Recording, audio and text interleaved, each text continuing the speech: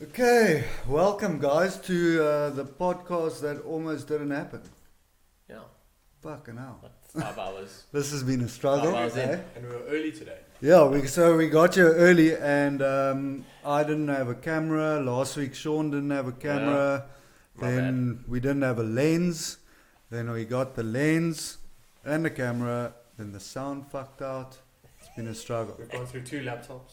We've gone through 2 laptops to figure the sound out. And I got kicked off Twitter. And we got, And you got Judge kicked Rugby off over here, for those wondering why he's not tweeting. He's been kicked off for no reason. Just for now. What did you do? I'm sure you must know what you did though. I had no idea. That's You what picked a that's, fight with someone. that's what they all say though. I don't fight. No. I Was don't it fight. maybe what did you say about the French ref? I was saying that South Africans need to up their game and stop feeling so hard done by. But all of us that were against the French ref, we still are. I know. Maybe you So triggered perhaps that's what it is. maybe perhaps you triggered Twitter- one of the yeah. Springbok supporters at Twitter. Perhaps Twitter's not. Maybe they maybe they're South African supporters and they're also part of the Feel Sorry group. I don't know. Anyway, we made it, guys. Yeah. Um, Nice. It's good to be back. Yeah, how's it going? Oh, not bad. Exciting weekend of rugby ahead. I Yeah. won't lie. It's been a while, feels like it's been forever. It's been one weekend without Springbok rugby. Yeah. What have we It got does feel looking- long now. What have we got looking forward to, or what are we looking forward to this weekend? Well, we're going to be lifting the Rugby Championship trophy for the first time in 10 years. 2019, yeah. 10 years. 2009, not 2019. It's a long time. So That's 2 it's the years first- after we last won the World Cup. It's the Yeah. first time since it's the change to the Rugby Championship, Yeah. right? That's also a good shot. So the last time we won it was Tri-Nations. Mm-hmm. So the only problem is And I the think it little was a shorted curse of the. Yeah, so the curse that winning the Tri-Nations or the Rugby Championship in the year of the World Cup, you don't win the World Cup because Australia have won it the last 2 World Cup years in 2011 and 2015. Yeah. And then New Zealand obviously won the World Cup. That's awesome, but I'll tell you something, that if we win the Rugby Championship on Saturday, which we will, we have That's to it'll do more for us, it'll galvanize us a little bit more, I feel. And I also think other sides are going to be a little bit more worried. We're not only on the way up, we're now on the way up with confidence and starting to believe more. And once we start to believe more and play with the squad that we've got and with Russi's tactical planning and everything, I think everyone's gonna be a little bit more worried and a little bit more apprehensive when they see us against them. Yeah, I think it will do us probably more good than harm.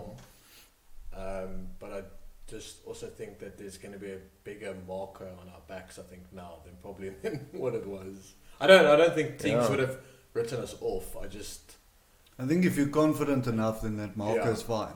Yeah. Your confidence must just be bigger than that. Yeah. Then We just need to make sure that if we're going to win this, we're going into that World Cup and we're booming. Like, we're taking that with it, which I'm pretty sure we do. A Springbok side that's confident normally is quite tough to beat. But the truth is, like, people respect us, and they've spoken about how they respected us in the past, in the dark years, which I'm going to start. I think we need to start referring to that as the dark time in our rugby, and they respected us because we were the Springboks, but they didn't fear us. No. They didn't. They knew that if we pitched up on the day, we'd give them a go. But they knew if they worked us and broke us down, that we would fold. And we now to that space where they're actually respecting and fearing us, and they're not saying the respect out of that whole let's say the nice things for interviews. It's not a respect for what we did or have done in the past. It's a respect for what we're doing right Yes, now, and that yes. ultimately that's where you want to be. They That's what you need they to respected the Springbok, but they didn't respect the Springboks. Yeah. And now they're Yeah. starting to respect both again, and we're starting to be scary. Like, we've pushed the Kiwis close three games in a row, and we I don't comfortably actually think beating. we did that even in our dominant years. Well, those It was a few bit of years yo-yo. where we were dominant, where we were sort of everyone was like, yeah, they're probably the best team in the world. But when it comes to the All Blacks seem to pip them over the line. It was home and away. Home and away. Yeah. But now it's almost like, ooh, okay, we're not too sure if they are the best team in the world, but they've just run the All Blacks close 3 times in a row. Yeah. And even with if you go back, the Irish were the team to be, a few months ago, say 8 months ago, because they beat the All Blacks, and then they played that second game, and it didn't go too well.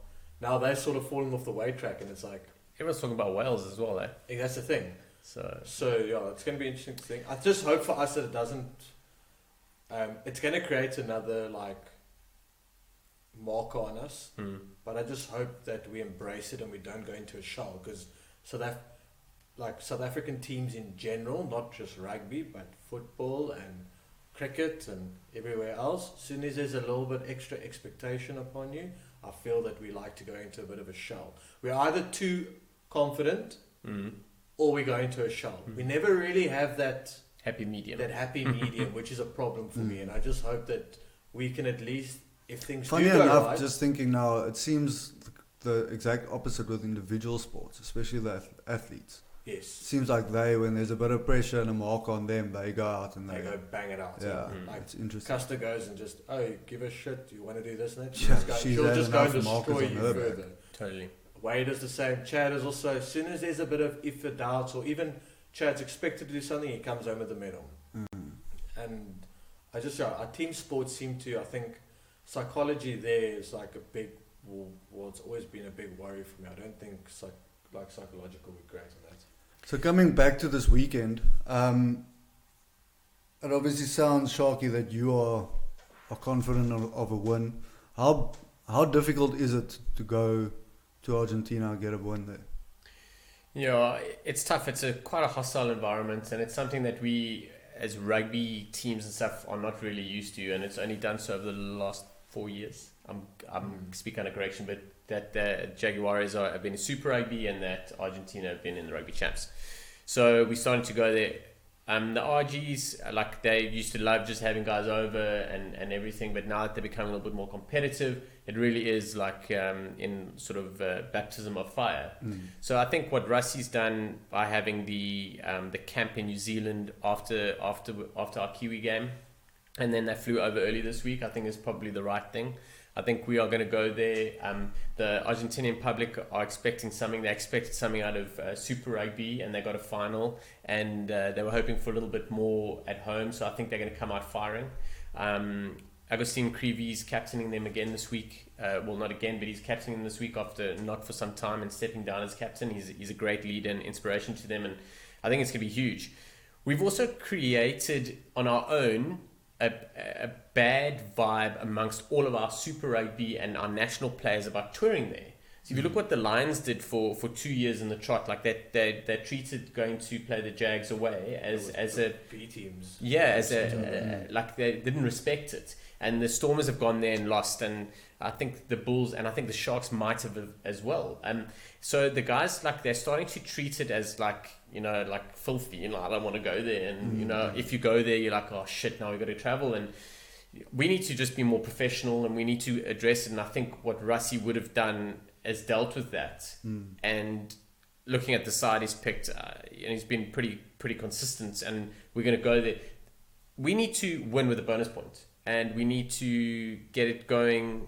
If we win with a bonus point, we win, and that's it. So I was just going to ask, my next question was going to be, what do we need to do to secure? Because just quick maths, if New Zealand won with a bonus point and we just get a win, points difference. Points difference, and we currently, I think we're 18 good. I'm not sure. It's 18. So we got a good shout of winning at least. Shout. Yes. If we just win. We got to hope the Aussies pitch up against the All Blacks. If we win with a bonus point, we win. So the problem with that's that, what we got to do. The problem with that is the Argentinians love scoring tries. And remember the Rugby Championship at the moment, you've got to score 3 more tries. Yeah. So it's not a case of 4. Cool.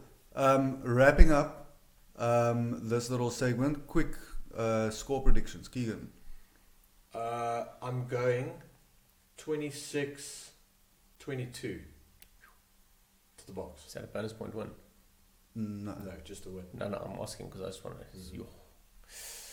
I think we're going to struggle to get 26-22. I think we're going to bonus point them. I think we're going to go 32-21. Cool. Well, there you have it, guys. Thanks for tuning in, and we'll see you guys next week.